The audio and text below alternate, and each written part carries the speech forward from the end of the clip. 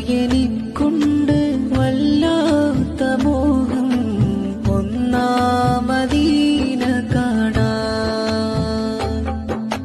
മഹറും നൽകിയ ഇക്കാന്റെ കൈ പിടിച്ച് ആ മണ്ണിൽ